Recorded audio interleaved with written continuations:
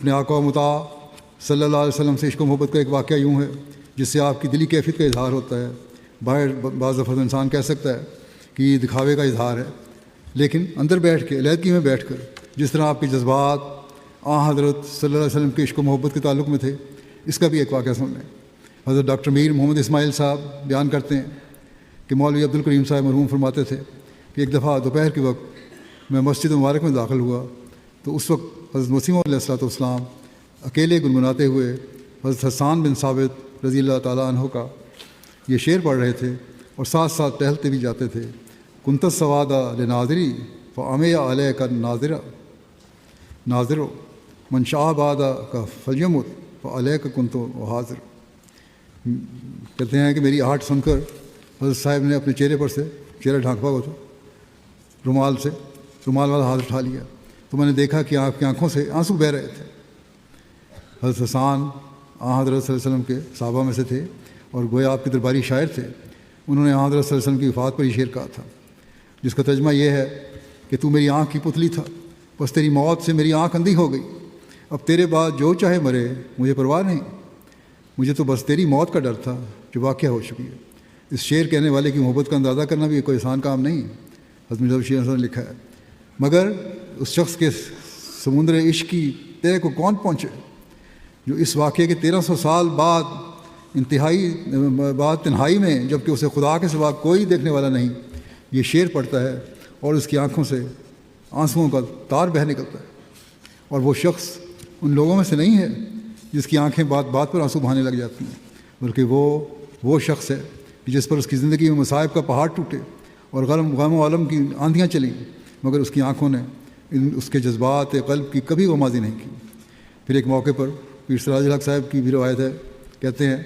کہ یہ شعر جو ہے حضرت مسیح موعود علیہ السلام نے مسلم مبارک میں میرے سامنے پڑھا اور مجھے سنا کر فرمایا کہ کاش حسان کا یہ شعر میرا ہوتا اور میرے تمام شعر حسان کے ہوتے، پھر آپ چشم پر آب ہو گئے۔ اس وقت حضرت اقدس نے شعر کئی بار پڑھا جو میں نے کبھی پڑھ کے سنایا۔ حضرت مرزا بشیر صاحب کہتے ہیں کہ حضرت مسیح علیہ السلام نے حسان بن ثابت کے شعر کے متعلق پیر سراج الحق صاحب سے جو الفاظ فرمائے وہ ایک خاص قسم کی قلبی کیفیت کے مظہر ہیں جو اس وقت حضرت مسیح علیہ السلام کے دل پر طاری ہو گئی، ورنہ خود حضرت مسیح علیہ السلام کے اپنے کلام میں حضرت صلی اللہ علیہ وسلم کی وہ محبت چھلکتی ہے جس کی مثال کسی دوسری جگہ نظر نہیں آتی، اور کسی دوسرے کے کلام میں عشق کا وہ معیار نظر نہیں آتا جو حضرت مسیح علیہ السلام کے کلام میں حضرت صلی اللہ علیہ وسلم کے متعلق نظر آتا ہے۔ کیا ایسا شخص حضرت صلی اللہ علیہ وسلم کی توہین کا مرتکب ہو سکتا ہے؟ کاش کہ عقل کے اندھوں کو عقل آ جائے۔ حضرت صلی اللہ علیہ وسلم سے عشق و محبت ہی تھا جس کی وجہ سے آپ نے ایک موقع پر عرب کے رہنے والوں سے جس طرح محبت کا اظہار کیا وہ ایک غیر معمولی اظہار ہے، اور آپ پر الزام لگانے والوں کی آنکھیں کھولنے کے لیے کافی ہونا چاہیے، اور عرب دنیا کے لوگوں کو بھی سمجھنے کے لیے اس کی بہت ضرورت ہے۔ عربی کے الفاظ میں آپ نے یہ خط لکھا تھا، لیکن میں اس کا ترجمہ کر دیتا ہوں۔ آپ نے خط میں فرمایا، اس خط کا ایک ایک حرف حضرت صلی اللہ علیہ وسلم کی ذات بابرکات سے عشق و محبت کا اظہار کرتا ہے۔ آپ فرماتے ہیں، السلام علیکم اے عرب کے خالص لوگوں، یعنی خالصتاً عربی لوگوں، خالص عربی لوگوں، نیک اور بزرگ لوگوں، سلام تم پر سلام۔ اے نبی کریم کی زمین اور بیت اللہ عظیم کے پڑوس میں رہنے والوں، تم اسلام کی بہترین امت ہو اور اس بلند خدا کا سب سے بہتر گروہ ہو، کوئی قوم تمہاری شان کو نہیں پہنچ سکتی۔ یقیناً تم شرف بزرگی اور منزلت میں بڑھ کر ہو، تمہارے لیے یہی فخر کافی ہے کہ اللہ نے حضرت آدم سے جو وحی شروع کی اس کو اس نبی پر ختم کیا جو تم میں سے تھے، اور تمہاری زمین ان کا وطن، ان کی پناہ اور جائے پیدائش تھی، اور تمہیں معلوم ہے کہ وہ نبی کون ہے؟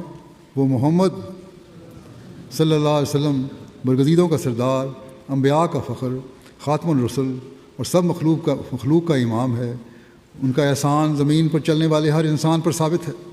آپ کی وحی نے رموز، معانی اور بلند نکات جو گمشدہ تھے ان سب کو پا لیا۔ یقیناً آپ صلی اللہ علیہ وسلم کے دین نے معارف، حقائق کے راستے اور ہدایت کے طریقے جو ناپید ہو گئے تھے ان کو از سر نو زندہ کیا۔ اے اللہ تعالیٰ، اے اللہ تو ان پر اپنا اتنا درود اور سلام اور برکات نازل فرما جتنے زمین کے قطرے، زمین کے ذرے، جتنے اس میں رہنے والے زندہ اجسام اور جتنے اس میں مدفون ہیں، آپ کو اتنی برکتیں عطا کر جتنے آسمان میں ذرے جو ظاہر اور مخفی ہیں، اور ان کو ہماری طرف سے اتنا سلام پہنچا جس سے آسمان کے کنارے بھر جائیں۔ خوش قسمت ہے وہ قوم جس نے محمد صلی اللہ علیہ وسلم کا جوا اپنے کندھے پر رکھ لیا، مبارک ہے وہ دل جو ان تک پہنچا اور ان سے مل گیا اور ان کی محبت میں فنا ہو گیا۔ اے اس سرزمین کے باسیوں، عربوں کو متخلف فرماتے ہیں، اے اس سرزمین کے باسیوں جن کو محمد مصطفیٰ صلی اللہ علیہ وسلم کے قدموں نے رونق بخشی، اللہ تم پر رحم کرے اور تم سے راضی ہو اور تم کو راضی رکھے۔ میں تمہارے بارے میں اچھا ظن رکھتا ہوں۔ اے اللہ کے بندو، میری روح میں تمہاری ملاقات کے لیے بڑی تشنگی ہے۔ میں تمہارے ملکوں کی اور تمہاری جمعیت کی برکات دیکھنے کا مشتاق ہوں، تا اس زمین کو دیکھوں جس کو مخلوق کے سردار کے قدموں نے چھوا، اور اس مٹی کے سرمے اپنی آنکھوں میں لگاؤں، اس زمین کی صلاحیتوں اور صلاحات کو ملوں۔ بس یہ ہے وہ دلی کیفیت جس کا اظہار آپ نے فرمایا۔ کاش کہ آج کل عرب کے مسلمانوں کو بھی اس نصیحت پر عمل کرنے کی توفیق ملے اور اپنے عملوں کو اس قابل بنائیں کہ وہ آن حضرت صلی اللہ علیہ وسلم کے حقیقی ماننے والوں اور آپ کی امت کے حقیقی پیروی کرنے والوں میں شامل ہو جائیں، آپ کی شریعت پر صحیح طور پر عمل کرنے والوں میں شامل ہو جائیں۔